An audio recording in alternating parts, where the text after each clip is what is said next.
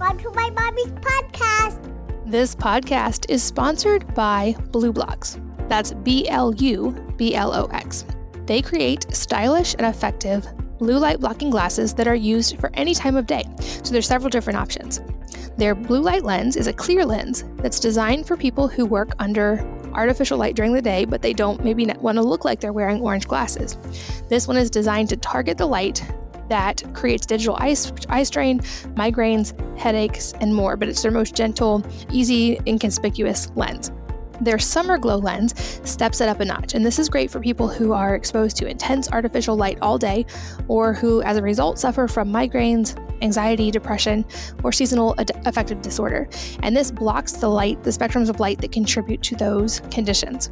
An even further step up for better sleep, their Sleep lens is a complete blue and green light blocking full red lens, and the idea is to use this after the sun goes down. So when the sun goes down, the red glasses go on. And the studies are showing that by blocking blue light, you can increase your melatonin production and improve sleep. And I know I've seen this change in my sleep tracking, as have many other people who have made that adjustment. And lastly, if you aren't able to create a perfectly dark sleep environment, their Blackout Sleep Mask is the next best thing. It blocks 100% of light while staying comfortable and easy to sleep in. As a listener of this podcast, you can save 15% on any BlueBlox products by using the code WellnessMama. So to get that deal, go to blueblox.com/wellnessmama. That's BLUBLOX.com/wellnessmama and use the code WellnessMama to save 15%. This podcast is brought to you by Gaia Herbs, and in particular, their black elderberry syrup. I have been a big fan of elderberry syrup for years, and theirs is the best pre-made one I have ever found. So unless you want to make your own, I highly recommend using Gaia's formula. You can experience for yourself why it's America's favorite black elderberry syrup. It is the #1 selling black elderberry in the US. And this time of year, it's a medicine cabinet staple and immune season essential. Elderberry will help your family feel well, and this delicious elixir kids and children both like. The Gaia formula is certified organic and contains 14.5 grams of elderberries in a single teaspoon, so it's highly potent. It's made with only 4 clean whole food ingredients, and of course is vegan, dairy-free, gluten-free, and soy-free, making it safe for most people. Black elderberry syrup is considered safe for the whole family, and it's formulated to be safe for adults and children 1 year of age and older. You can save big on Gaia Herbs, right, as a listener of this podcast by going to Gaia Herbs website and using the code WellnessMama, all one word, at checkout to save 20%. So again, GaiaHerbs.com/wellnessmama. Make sure to use the code WellnessMama to save 20%. Hello, and welcome to the Wellness Mama podcast. I'm Katie from wellnessmama.com, and this episode is all about hormones, specifically for women, and how we can use our hormones and monthly fluctuations in hormones to our advantage. I'm here with Alisa Vitti, who is a women's hormone and functional nutrition expert and a pioneer in female biohacking. She is the best-selling author of a book called Woman Code, the creator of Cycle Syncing, which is a female-centric diet and lifestyle program that leverages our hormonal patterns for optimal health, fitness, and productivity. As the founder of FloLiving.com, she has built the world's first menstrual healthcare platform that helps women around the world put their period issues to rest using her natural protocols. She's also the creator of an app I use all the time called MyFlow, which is a period tracking app, but it's the first and only one that gives functional medicine period tracking advice, and it's designed to help users eliminate symptoms and schedule our lives according to our cycles. It's consistently ranked one of the top 10 paid apps in health and fitness. And in this episode, we are going to go deep on all things related to female hormonal health and how you can use your hormones to your advantage. Alisa, welcome. Thanks for being here. Oh, I'm so happy to be here, Katie. Thanks for having me. Oh, I'm so excited to chat with you, mainly because you're so fun to talk to anyway, and also because you have so much important information to share. And I think this topic is increasingly important. I know you've just written a new book. You're in the Flow book, and a term that really stood out to me, and I think we need to establish as a starting point, is the idea of infradian biological rhythm. So if you don't mind, let's start there. Explain what that is. Yes, I mean, for me, so the infradian biological rhythm is the special biological rhythm that women have in their reproductive years, so from puberty to menopause, you have this activated infradian rhythm, and you experience that, across the month in your monthly cycle. However, it isn't just something that affects your reproductive health. It affects 5 other systems of the body and really, dictates the quality of your overall health. And it's something that is a term that comes from chronobiology, but it's not a term that we've heard about before. We've heard all about the circadian rhythm. We know how important that is. We know we should be taking care of it with our blue light blocking glasses and with, getting to bed when it's dark and waking up with the sunrise and not messing with that. And there have been numerous studies, for example, the nurses study, it's been multi-decade study, confirming that if you disrupt that circadian pattern, you will develop big diseases of inflammation. And what I was really so excited to share in this new book is just how health critical it is for women to be caring for their infradian rhythm while it is active, as really the foundation, the cornerstone of absolutely everything they do, because it affects so many systems of their body while it's active. Yeah, that makes perfect sense. And I think that's actually probably a new term for a lot of people. It was definitely a new term for me.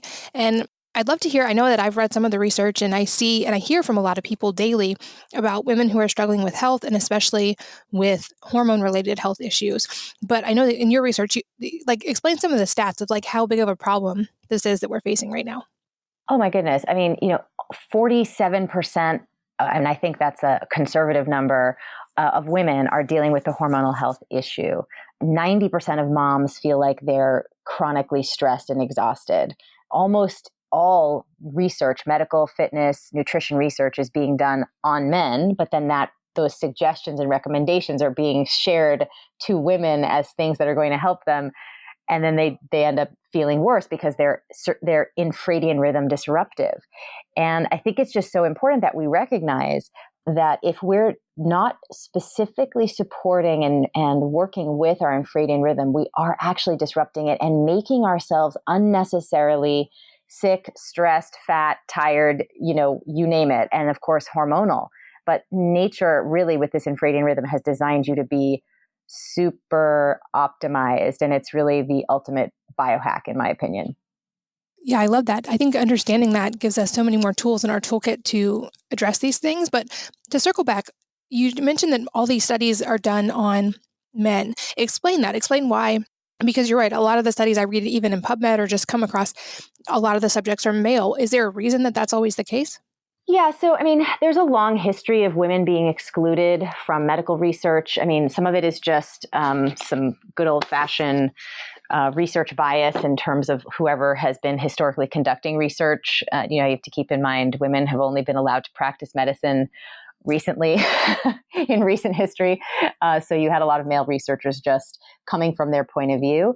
But then there was also sort of a big, terrible crisis that happened with a drug trial for thalidomide in the 60s that caused a huge amount of birth defects. And so women were then actively, during their reproductive years, excluded from drug trials.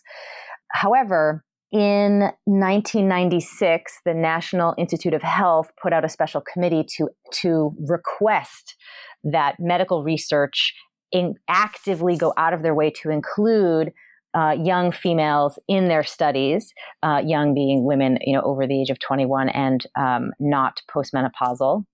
And then in 2016, BWC Women's Health Collective published kind of a progress report following that mandate. And, the unfortunate update was that progress has been basically slim to painfully slow. And, we're just nowhere being included. And that's important from a medical point of view, because, of course, medications and all of these things are not being developed or dosed, within a female ecosystem. But then it's also has transmitted this sort of gender bias into nutrition and fitness research. So again, here, all nutrition and fitness research is really mainly done on men and postmenopausal women because they find it to be, I guess, too difficult to try to figure out how to create experiments for women in these different stages of their infradian rhythm. But what then happens, of course, is that you'll get, some sort of new discovery. Like intermittent fasting is probably my favorite one to talk about because the promise of intermittent fasting is absolutely fantastic, right? It's going to help with insulin sensitivity. It's going to help with cellular health and anti-aging. And it seems to be this universally wonderful tool to help you stay healthy. But the truth is that those studies are done on men and postmenopausal women for whom intermittent fasting is a fantastic health tool.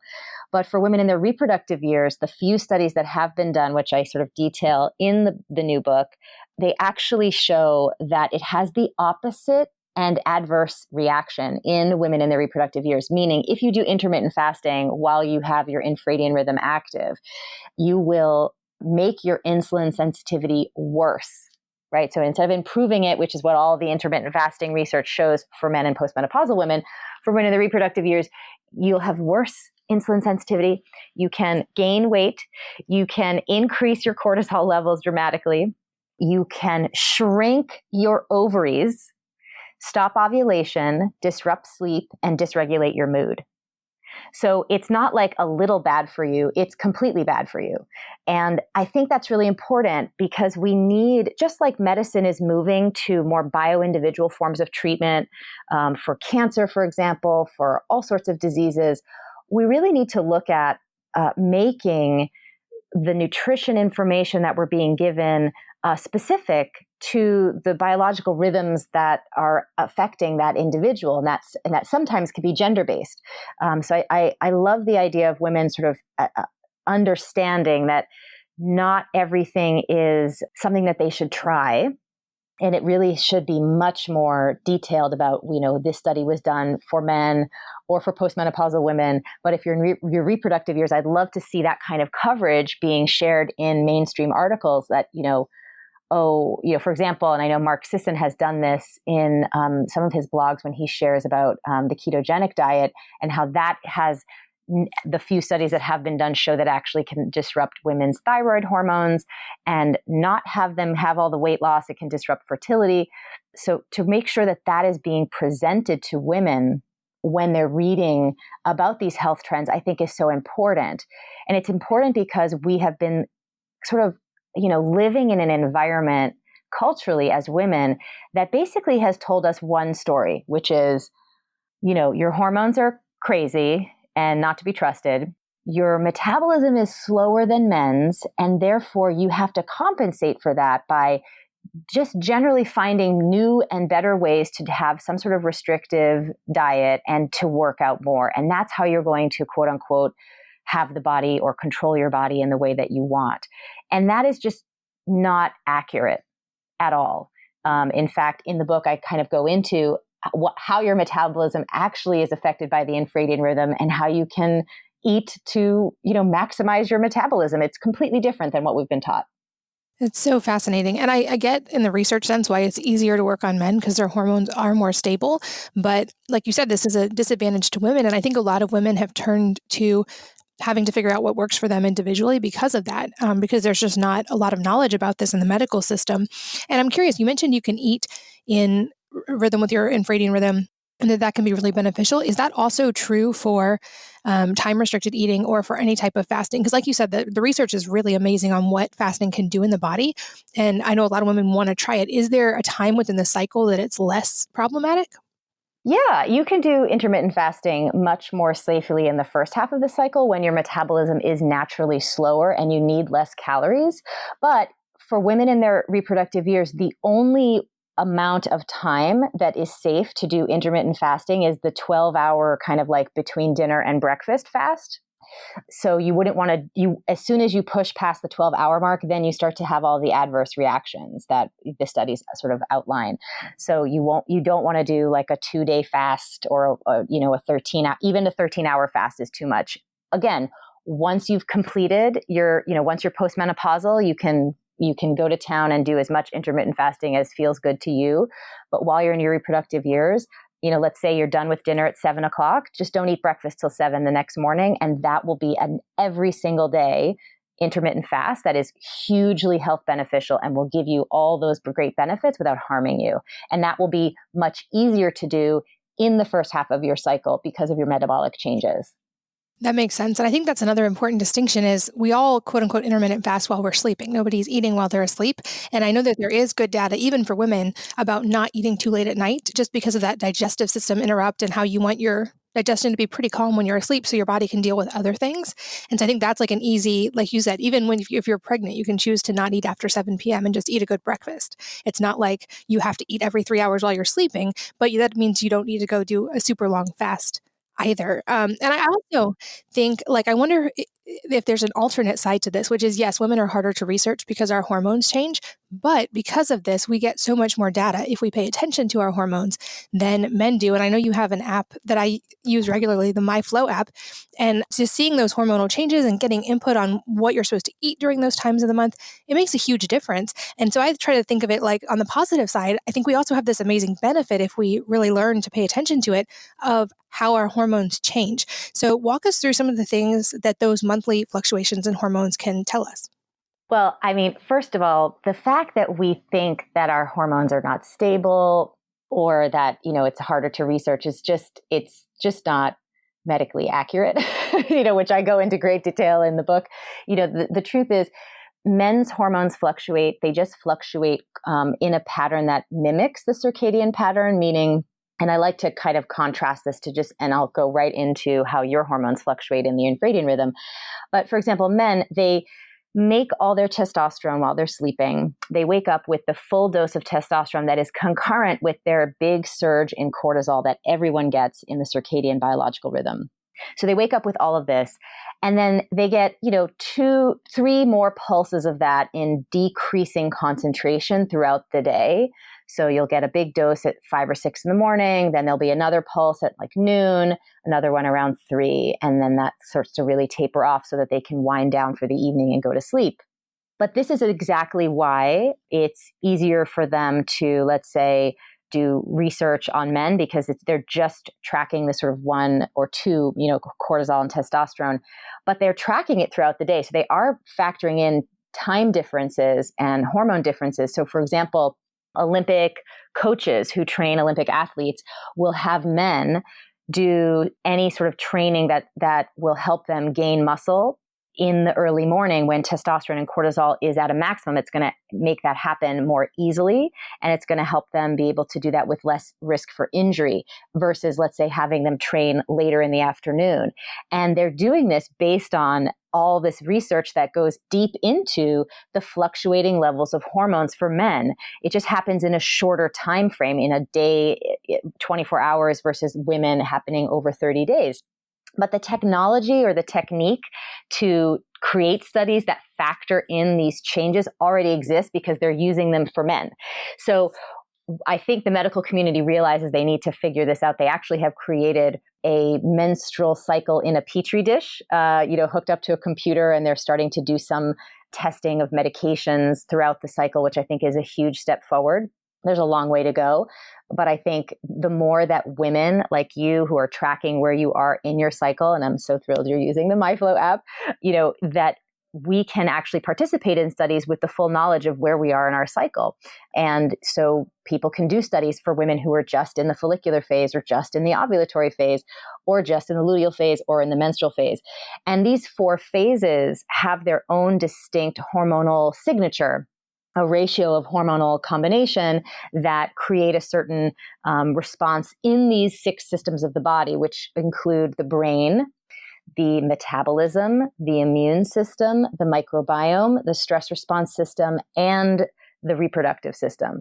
So, any sort of testing or research could be done on any of those systems of the body to see how they fluctuate. And in fact, in 1996, Catherine Woolley from Northwestern University published a really important paper, in psychoneuroendocrinology about her research looking at the fluctuating levels of estrogen throughout the infradian rhythm and how the brain actually changes 25% across the cycle.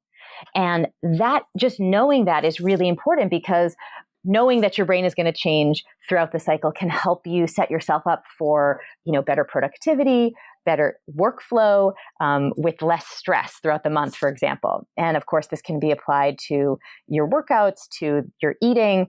And it's just amazing once you understand these fluctuating patterns, just how easy it is to just work with that, to go with the flow, to get in your flow, and to start making everything just less of a push, less of a force, and more of this state of flow, which I just think is so important. I don't know about you, Katie, but I've done all the fun personal growth and development things. Like I've attended one of my favorite, Tony Robbins, the weekend where you walk across the fire walk, and, listening to people and experts talk about these peak flow states, and biohackers talk about these peak flow states.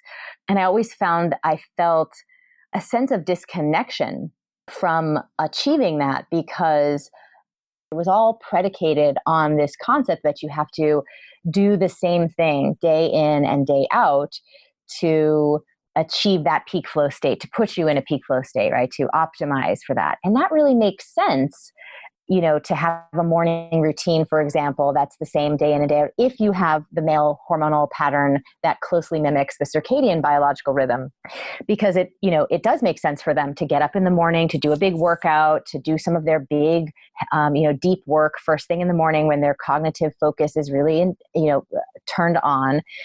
But it doesn't make sense for women. In fact, I find it kind of feels like this for me, that somehow I have to feel like I'm a failure already, even though I haven't started my day, right? Because I don't always feel like, depending on where I am in my infradian rhythm, jumping out of bed in the morning and doing a workout. And the pushing and forcing myself to do that actually is infradian rhythm disruptive. And so what I want to say to women is, you can achieve a peak flow state, but it's going to look very different from that of men. And it means that instead of trying to force yourself to be the same every day, to do the same routine at the same time, to eat the same food day in and day out, week over week, month over month, that actually is disruptive to you and forces your body to perform suboptimally. The way you're going to achieve your peak flow state is to really work with your infradian rhythm and to optimize for that week over week. So your state of flow is going to look very different from that of men. And I also think it's really interesting that biohacking is such a popular concept among men. And that also makes sense because there is a real energy cliff that happens for them around 3:00 in the afternoon, when testosterone and cortisol really start to move toward their lower serum concentration levels in the body. So they're less able to focus on deep project work. They have less energy and stamina for workouts. And they, using nootropics or upgraded coffee or things like that really do help in that time frame to help with that natural energy cliff. But as women, we don't have these energy cliffs. Nature, because we're the ones that carry babies when we're pregnant, nature has made our bodies extremely good at conserving nutrients and energy. And so if you support your infradian rhythm, what you're going to find is that you don't ever fall off the energy cliff. And Katie, you might be saying now to yourself, well, what about PMS and all the things that happen to women around their period where they do feel so bad? I've been taking care of women with their hormones and their periods for close to 20 years now. And myself, having suffered from a major, bout of PCOS in my 20s, in my teens and 20s, and having recovered from that, what I can tell you is the deepest reason why so many women are struggling with their hormones is because everything we're doing, the way we're eating, the way we're working out, the way we're organizing how we work during the day, is disrupting our infradian rhythm. And when you disrupt your infradian rhythm, you disrupt all those 6 systems of the body, and you just can't feel your best. You can't be your healthiest. You can't have the energy you want. It's not in your head. It's not that you're a failure and you have no willpower and you just can't stick to these diets. You're just using the wrong system to support your biological rhythm. That makes so much sense. And a couple follow-up questions to that. A short one to begin with. So I do regular blood tests just to keep track of all my metrics. And I also track through my Oura Ring, for instance, and kind of line that up with my cycle so I can see what's going on. Is there a time of the month for women that's the best to get blood tests if you're going to do regular blood testing? Or is it more about getting it at the same time in your cycle? It really depends on what you're trying to test. So if you're trying to test progesterone levels, right, you would want to test those in the luteal phase. because that's when your progesterone levels are active. If you're doing fertility testing, some people will recommend that you do that on day 3 of your cycle. So it just depends on what you're looking for. If you're trying to test for cortisol levels, you can do that sort of in a 24-hour saliva testing situation. I really just think it's about what you're trying to test. And of course, that's for static blood tests where it's a standard blood draw. I think there's a lot more sophisticated things now that you can be using, like Dutch testing and for urine analysis and saliva testing that gives you a spectrum of hormonal levels over time. That's always the best way to see things is, how do your hormone levels rise and fall over the whole course of the infradian rhythm. And the first place to really start doing that, every single day is just with some basic basal body temperature tracking to just see, even though many people use that for fertility, it also will sort of indicate, how your infradian rhythm is performing over the course of a month. Got it. Okay, that's really helpful. So then you've mentioned several times like different ways we can start to support our infradian rhythm through different lifestyle factors, through diet. I'd love to go a little bit deep on some of these, maybe starting with diet. I love and totally resonate with that idea that if you are having trouble sticking to a diet, it's probably not really that you're doing it wrong, it's that you're on the wrong type of system for your body right now. So let's start with food. How can we support our infradian rhythm using food?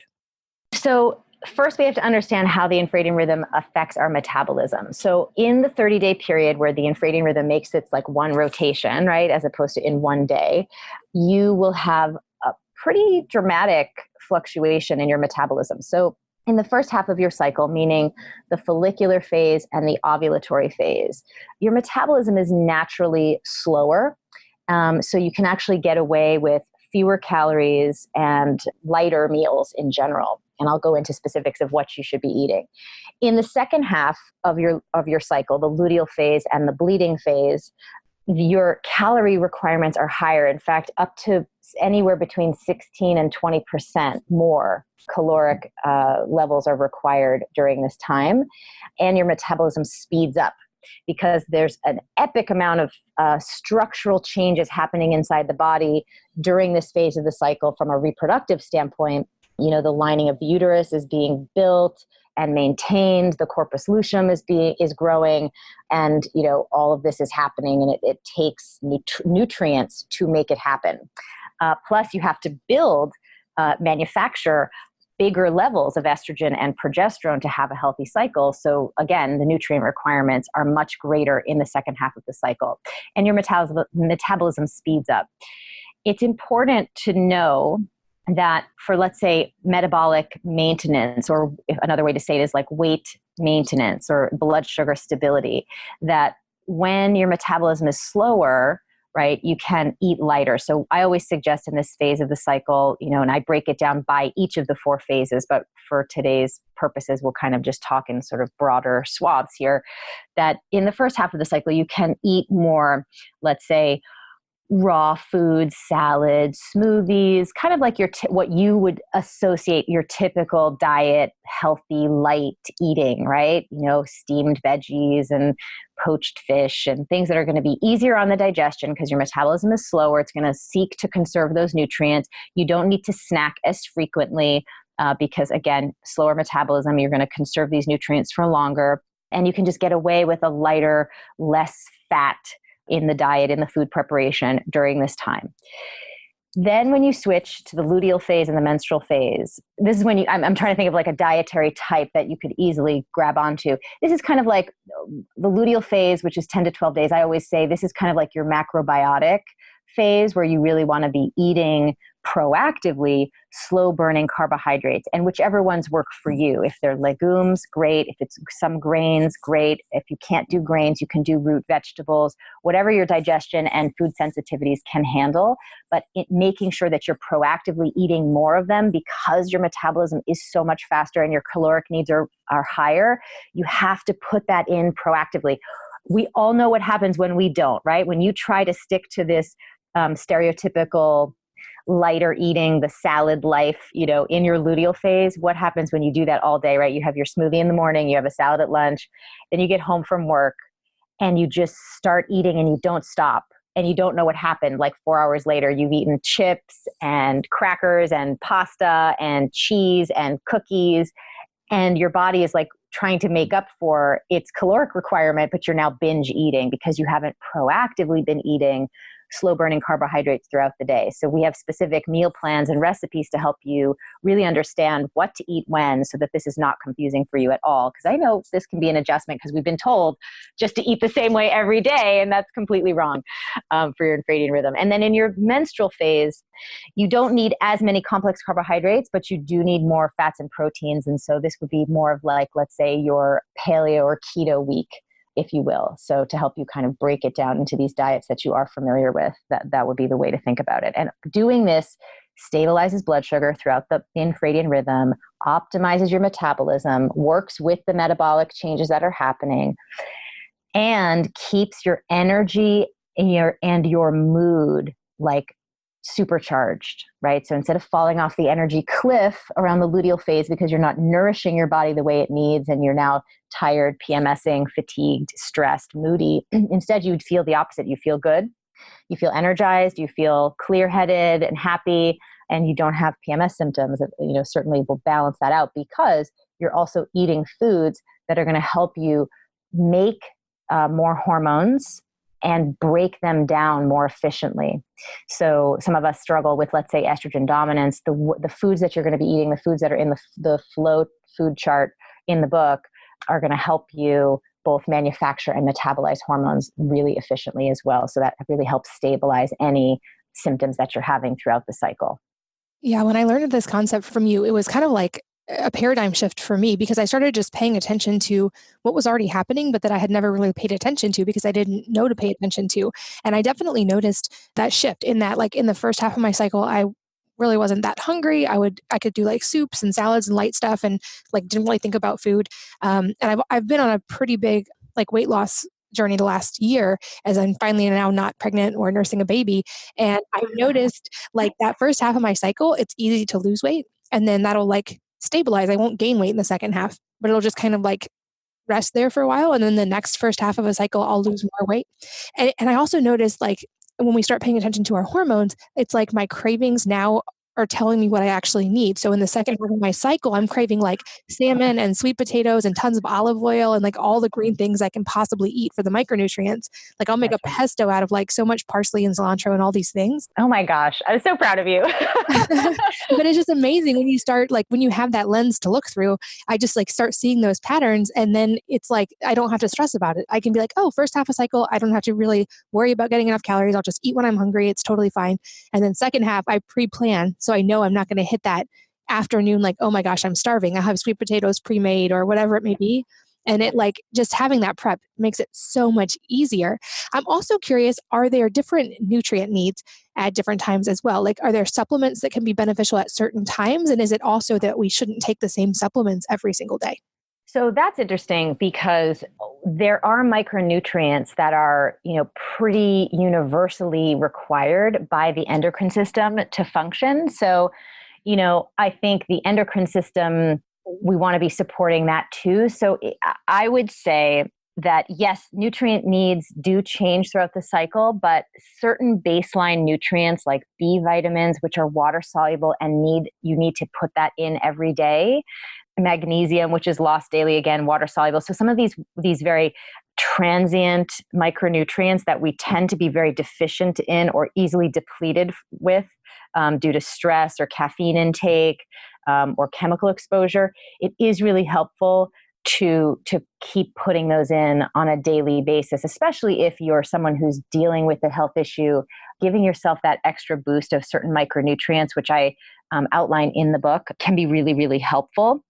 But from the food point of view, and taking micronutrients is one thing. Macronutrients, which are sort of these food changes that you make, we're really talking about, for example, in the ovulatory phase, as you know, Katie, because I know you're a cycle thinker, is that you're eating foods that are high in glutathione and in the most bioavailable form. And this is because estrogen is at its peak concentration that it will be throughout the cycle. It's at its most serum concentration that you'll ever have. And so depending on how your body is functioning, right, if your liver is optimized, for example, for elimination, or if you're having great bowel movements, or if you're having constipation, you may be more sensitive to that estrogen, right? So if you're breaking out during ovulation, that's a sign that you're not metabolizing that estrogen efficiently.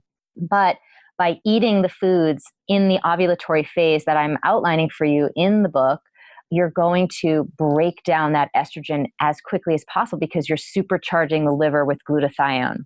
So that's a great example of these types of macronutrient and micronutrient intersections that happen throughout the cycle. And I think the more we leverage that, like you're describing in your own experience, you lose weight more easily.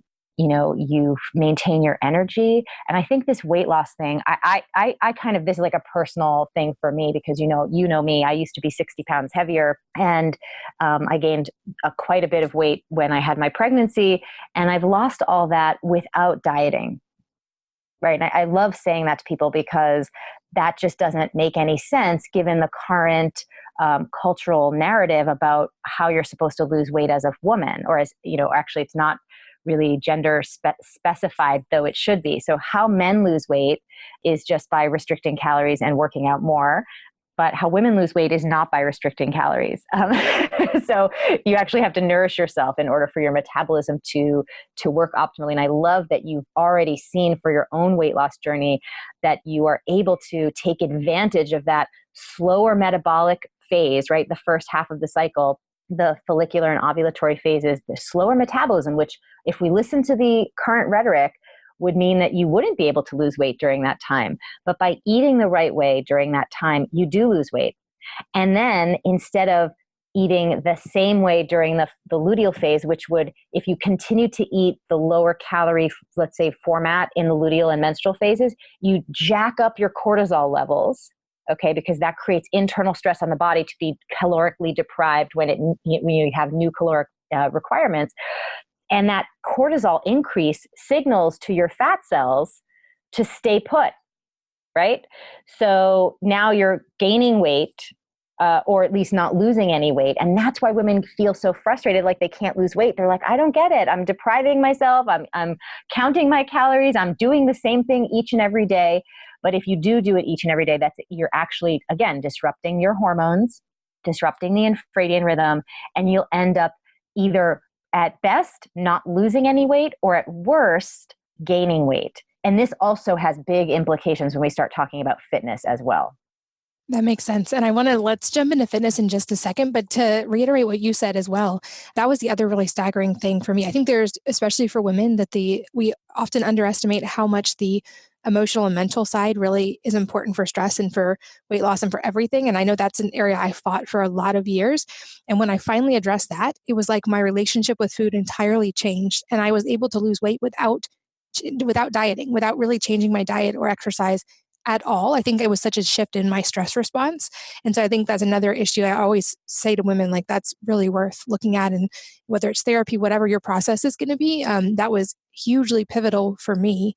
And I want to talk about fitness too, because I'm really curious now. So you said men have this 24-hour cycle and they're better to train in the morning. For women, are there times of the month that we should maybe look at different types of training that can really line up with our biology?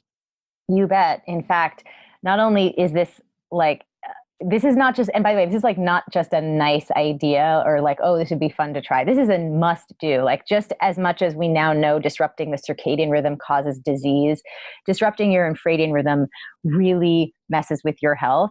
So much so that the US women's soccer team is cycle syncing and training their athletes based on this methodology because they understand that there are metabolic changes and fitness requirements of the body that really affect performance as it goes throughout the cycle. So what that means is in the first half of your cycle, let's say you want to put on some lean muscle and lose some body fat. Like who doesn't want to do that, right? And that's just good for all around well-being. The way you want to accomplish that in the first half of your cycle is with cardio-based exercise and then high intensity interval training. However, if you were to continue to do the cardio and the high intensity interval training, which by the way is kind of what we're told to do every day, right? Like, I mean, think of any workout slogan like Nike, like just do it, push yourself, don't quit, just commit, no pain, no gain, right? All of this, like just even if you don't want to, you should keep trying to do the same thing every day. That's really good for guys, really bad for you. Because if you do cardio and high intensity interval training in the luteal and menstrual phases, you turn on fat storage and turn on muscle wasting. So here you are. And I discovered this years ago in my practice because I would say maybe like 15 years ago, there was this trend for people to get fit by training for a triathlon, even if they weren't like athletes. They just used it as an excuse to get in shape. And I had many, many clients coming in to see me to say, gee, I don't understand what's happening. I'm running 5 miles every day. I'm swimming, 4 times a week. I'm whatever else they were doing. And I'm eating what I'm supposed to be eating according to my trainer. And they've put on 20 or 25 pounds at the end of 3 months. And I, looked into that. And of course, the answer was very clear because your metabolism changes. And if you do the same physical activity at the same intensity day over day throughout the infradian rhythm, you disrupt it, you increase cortisol, you mess with estrogen levels, and you end up gaining weight. And that's the fact. So if you're somebody who's been, New Year's resolutions, or you sign up for some online fitness program and it's the similar kind of workouts every day, high intensity interval training, you should expect at best not to gain any weight, not to lose any weight, but at worst, you're going to gain some weight. And that's what's so frustrating because we're told the wrong information. We're told information that's meant for men or postmenopausal women. And if you're in your reproductive years, you need the right information. And that's why I'm so excited about having written this book, because it's finally just clearing this up for once and for all. There is an infradian rhythm. You have to work out differently. First half of the cycle, you'll do your cardio, you'll do your high intensity interval training. Second half of the cycle, you'll do body resistant or slow strength training with no cardio component. So that could be lifting a heavy set at the gym or in your home gym. That could be just doing push-ups and squats up against the wall, or that could be doing Pilates or doing strenuous yoga. And then in the menstrual phase, it could be walking. It could be just like a yin yoga stretching class, or it could be napping. And I say that, and I know that might make some of you laugh, like, oh yeah, I'd love to take a nap during my period. But actually, depending on your hormonal status quo, meaning if you have hormonal issues, if you're dealing with elevated levels of cortisol due to emotional or lifestyle stresses, taking a nap can be hugely restorative and actually boost your metabolism during the menstrual phase. So that is one of the exercises that's listed in the exercise chart in the book during that phase, because it is so beneficial. And it's so important that I point that out, because the truth of the matter is when you work out with your infradian rhythm, you can work out less and get more fit. And so you can work out less at the right times, including napping during the menstrual phase, and still at the end of the month, either maintain the weight that you hope to maintain or lose weight if that's what you're trying to do. And again, having done this myself 2 times with big numbers, 60 pounds the first time and 40 to 50 pounds the second time with my pregnancy, using this methodology, it's just so effortless. It's just so easy. It's not a push. It's not a forcing. You don't have to just do it. You don't have to push yourself. There's no pain and all the gain that you want. And I think that's just such a comforting thought, because I don't know about you, but I'm just tired of this idea that you have to work so hard to achieve small results, because we've been working for these little crumbs with the systems that were designed for men, when if we simply use a system that was designed for us, we could really get the gold. Yeah, I couldn't agree more. And I think that's been a really big shift for me as well. The effortless part of this, when my whole adult life, it feels like I fought my body trying to get it to do what I wanted. And then when I finally learned to love and support it, it just naturally started doing those things I had hoped it would do all along. It reminds me, there's a beautiful quote online. I'll have to look up who said it. But it's basically the idea that, like, I said to my body, I want to be your friend. And it took a deep breath and said, I've been waiting my whole life for this. And I think that's what you teach, and it's so beautiful. And you mentioned, and it kind of explained the concept of cycle syncing, but for anyone who's new to this, can you just kind of give us like the really technical definition and what that looks like? Yeah, so I created this term, many, many years ago now, but it was this idea that once I really understood the infradian rhythm, I wanted to create a term that would help women understand the active part of what it means to connect with that, to support it. And so cycle syncing your activities, your food, your fitness, your sex drive, your relationships, your career, your parenting styles, all of that can be synchronized with your cyclical changes, with these fluctuating hormones, with these 4 phases of the infradian rhythm. And when you do that, things just get in the flow. Makes so much sense. This podcast is sponsored by BluBlox. That's BLUBLOX. They create stylish and effective blue light blocking glasses that are used for any time of day. So there's several different options. Their blue light lens is a clear lens that's designed for people who work under artificial light during the day, but they don't maybe want to look like they're wearing orange glasses. This one is designed to target the light that creates digital eye strain, migraines, headaches, and more, but it's their most gentle, easy, inconspicuous lens. Their Summer Glow lens steps it up a notch, and this is great for people who are exposed to intense artificial light all day, or who, as a result, suffer from migraines, anxiety, depression, or seasonal affective disorder. And this blocks the spectrums of light that contribute to those conditions. An even further step up for better sleep, their Sleep lens is a complete blue and green light blocking full red lens, and the idea is to use this after the sun goes down. So when the sun goes down, the red glasses go on. And the studies are showing that by blocking blue light, you can increase your melatonin production and improve sleep. And I know I've seen this change in my sleep tracking, as have many other people who have made that adjustment. And lastly, if you aren't able to create a perfectly dark sleep environment, their blackout sleep mask is the next best thing. It blocks 100% of light while staying comfortable and easy to sleep in. As a listener of this podcast, you can save 15% on any BluBlox products by using the code WellnessMama. So to get that deal, go to blueblox.com/wellnessmama. That's BLUBLOX.com/wellnessmama and use the code WellnessMama to save 15%. This podcast is brought to you by Gaia Herbs, and in particular, their black elderberry syrup. I have been a big fan of elderberry syrup for years, and theirs is the best pre-made one I have ever found. So unless you want to make your own, I highly recommend using Gaia's formula. You can experience for yourself why it's America's favorite black elderberry syrup. It is the #1 selling black elderberry in the US, and this time of year, it's a medicine cabinet staple and immune season essential.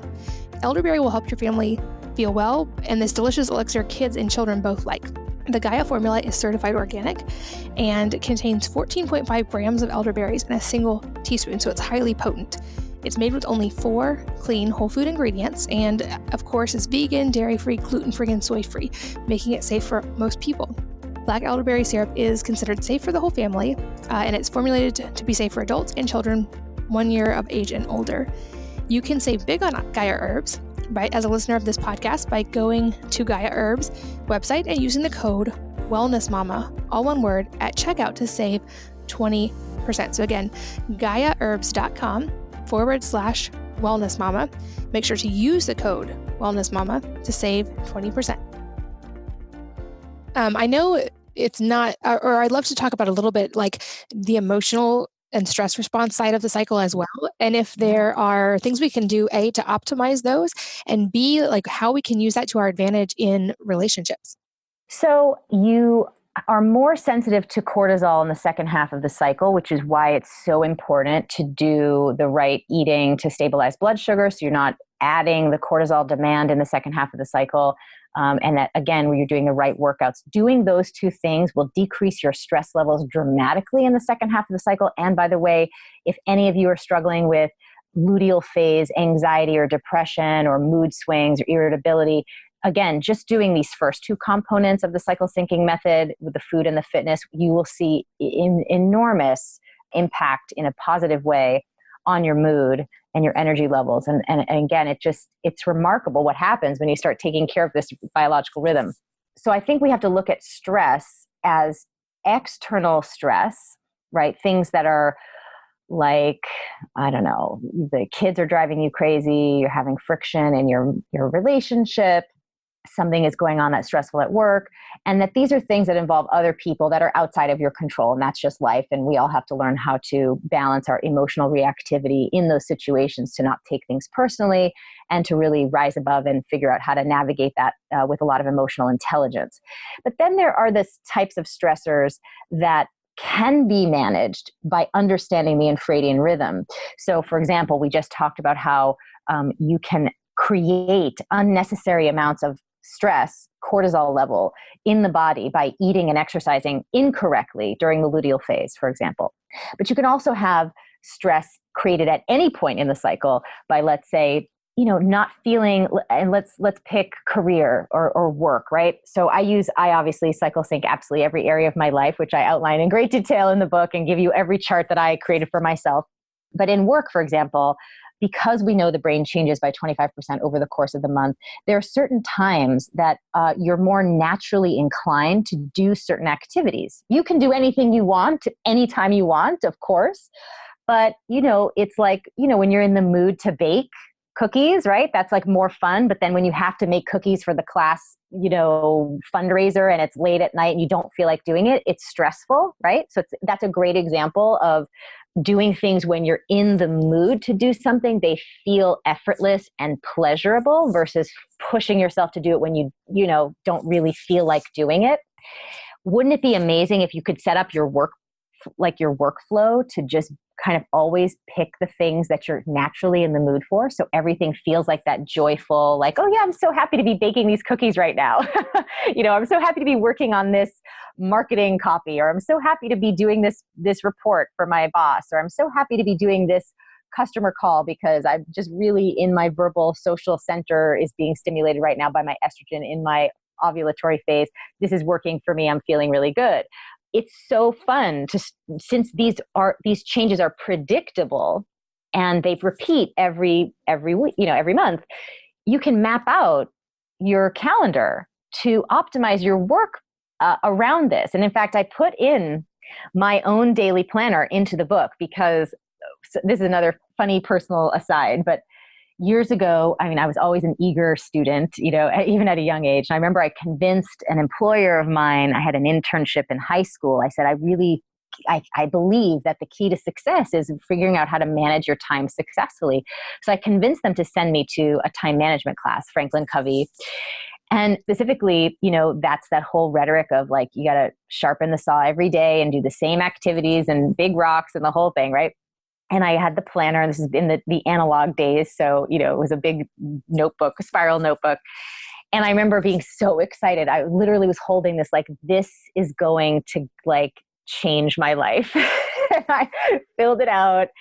And, I was like really diligent for a week or two, and then something changed. I didn't know what then, because I was only in high school and I hadn't yet done all this work that I now do. And I just felt like I couldn't do the things that I had mapped out in my calendar. They felt like a burden. I felt so bad. I felt so self-critical. I said, oh my God, I'm so lazy. I'm so undisciplined. That inner critical voice just started raging, like, what's wrong with you? And I kept trying for several months to like really stick with whatever it was that I was like, every month would start off the same. Like I'd be like, okay, great. I'm in the zone. I'm doing what I said I was going to do each day. And then something would change. I didn't realize then it was my hormonal brain chemistry was changing. And then I couldn't follow those same plans in the schedule. And I felt so bad. I literally, after a few months, was so upset about the whole thing. I stopped using that planner. I broke up with time. I stopped wearing a watch. I was like, that's it. I'm just never going to be a success because I can't manage my time. Then fast forward years later, when I discover the infradian rhythm and I create the cycle syncing method, and I start like planning all of my work around my biochemical advantages throughout the month for each week, the amount that I could get done in a month astonished me. I just couldn't believe it because I was enjoying what I was doing. Everything was flowing in terms of my work and my productivity and my creativity. And I wasn't draining my energy, right? We cannot make more time, but we can make more energy. And by working and doing the things that are my natural proclivities based on my infradian rhythm at any given week, I never put myself in the energy hole, right? Like, when you bake those cookies at 8 o'clock at night, you don't really want to do it. You feel exhausted afterwards and you feel sort of energy hung over the next day. Because we're not planning our productivity and our creativity around our infradian rhythm, we're in an energy hangover, in fact, an energy crisis all of the time. And I did say earlier, 90% of moms feel exhausted. And to the point where just last year, the World Health Organization made burnout an official medical diagnosis. We're all working in a way that's not supporting our infradian rhythm, and that's really to our detriment. It makes so much sense. And I'm so glad that there are people like you out there really breaking this down for women and giving us practical tools, even if the research hasn't quite caught up to our hormones yet. I think that's been the lesson for a lot of us. I know it's part of my story and part of yours as well, is that at the end of the day, we do have to take our health into our own hands, and doctors can be amazing partners, and hopefully we find some incredible ones to work with.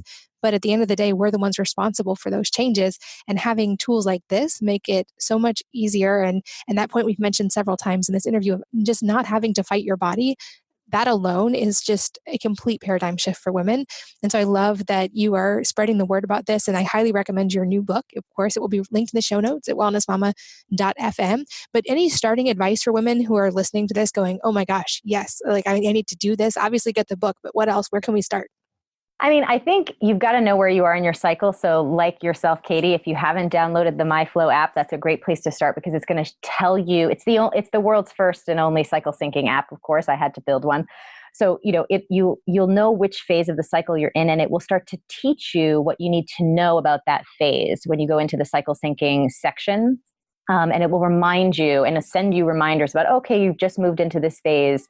You want to think about eating these types of foods, etc. And we also have content that, you can get more recipes and meal plans and workout videos and all of that as well with the cycle syncing membership. So that's a place where you can get more support. But I would say start with just being aware of where you are in your cycle. Of course, we didn't get a chance to talk about, well, what if you have hormone problems, or what if you're on the pill? And I'll just quickly say that if you have hormone struggles, I would say, if you have a diagnosed condition like PCOS or fibroids or endometriosis, or you have irregular cycles, you do need to do kind of the cleanup work that I describe in my first book, Woman Code, to help your body, your endocrine system, let's say, recalibrate or get back to homeostasis so you can get yourself to a regular cycle. So your hormones are giving you the opportunity to have a healthy infradian rhythm. If you're on hormone suppressive birth control, whether that be a pill or a device or an insert, unfortunately, then you will not be able to, it kind of really messes with the infradian rhythm. And so you're not going to have the cycle happening over the 30 days.